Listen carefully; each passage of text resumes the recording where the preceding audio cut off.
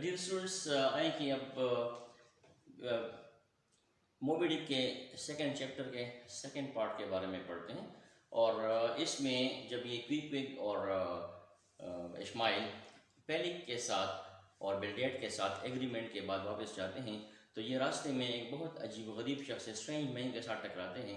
اب وہ عجیب و غریب شخص کون ہے اس کے بارے میں پڑھتے ہیں کہ میٹنگ ود اسٹرینج مین. اب یہ اسٹرینج مین کون تھا کہ ان کو جب ہٹ کرتے ہیں تو یہ ایک بڑے سے فیڈڈ رنگ اترے ہوئے رنگ اور خراب کنڈیشن کے جیکٹ میں ہوتا ہے اور ٹون ٹراؤزرز، اس کے ٹراؤزرز پھٹے ہوتے ہیں اور جیکٹ کا رنگ خراب ہوتا ہے. اس کے فیس پہ، اس کے چہرے پہ اسمال پاکس کے داغ ہوتے ہیں.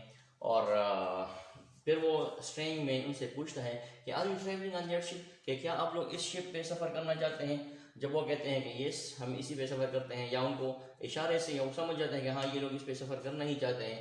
سو دین وہ اسٹرینج مین ان سے کہتا ہے کہ کیپٹن احمد، اس شپ کا کیپٹن بہت زیادہ خطرناک آدمی ہے اور بہت ضدی آدمی ہے. سو اشمائل اس سے پوچھتا ہے کہ کس بات کے لیے ضدی ہے؟ تو اسے کہتا ہے کہ ویل کے لیے ضدی ہے. ہی از اوبسیس فار دا ویل، وہ ویل کے لیے بہت ضدی ہے. تو اس پہ اشمائل اسے کہتا ہے کہ دیکھیں جناب، دیکھو حضرت، ہمیں آپ کی اس بات سے کوئی غرض نہیں ہے، ہم تو بس اپنے ٹرپ کے لیے نکل آئے ہیں. آپ کا کیا مطلب ہے، آپ کو اس سے کیا دشمنی ہے، اس سے ہمیں کوئی غرض نہیں. اور وہ اسے کہتے ہیں کہ ہٹو ہمارے راستے سے، اور وہ چل پڑتے ہیں. تو یہ اسٹرینج مین پیچھے سے ان کو آواز دیتا ہے کہ don't say I didn't warn you, کہ اگر بعد میں آپ کو کسی مشکل کا سامنا کرنا پڑا، بعد میں اگر آپ کسی مصیبت میں گھر گئے، پھر نہ کہنا کہ میں نے آپ کو خبردار نہیں کیا تھا. یہ لوگ اپنے راستے پہ چلتے گئے اور بہت جلد اس اسٹرینج مین کی باتوں کو بھول گئے. سو دس واز دی اچھے. پھر اس کے بعد یہ اپنی جگہ پہ جاتے ہیں. So this was meeting with strange man. اور اس کے بعد پھر پیکورڈس کے سیلنگ کی طرف آتے ہیں. تو اگلے دن وہ واپس آتے ہیں ٹرائی پورٹ ان سے اوشن کی طرف، اور پیکورڈ کی سیلنگ شروع ہوتی ہے. یہ لوگ صبح سویرے 6 بجے اپنے ٹرائی پورٹ ان سے نکلتے ہیں اور ہاربر کی طرف، بندرگاہ کی طرف جاتے ہیں.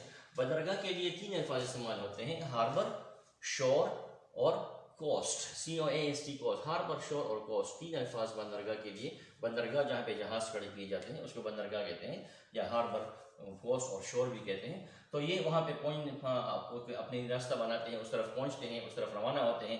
یہ جب روانہ ہوتے ہیں تو بہت زیادہ اندھیرا ہوتا ہے صبح سویرے، اور جب یہ جہاز کے نزدیک جاتے ہیں تو بہت دور سے جب یہ جہاز کی طرف تقریباً پہنچنے لگتے ہیں تو بہت دور سے فوگ میں، دھند میں، فوگ میں، یا مسٹ، MIST، مسٹ بھی کہتے ہیں، اس میں ان کو جہاز صحیح طرح نظر نہیں آتا.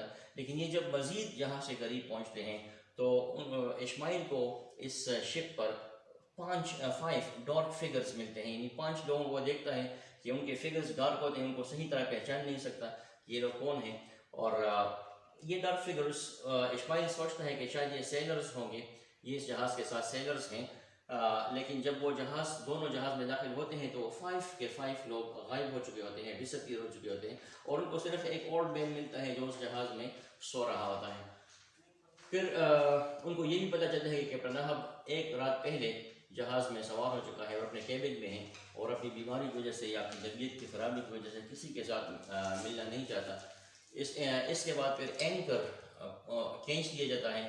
اینکر وہ زنجیر ہوتی ہے جس میں جہاز کو سمندر کے کنارے کسی چیز سے باندھا ہوا ہوتا ہے تاکہ سمندر کی لہریں جہاز کو کسی اور طرف نہ لے جائیں. تو اس کو اینکر کہتے ہیں.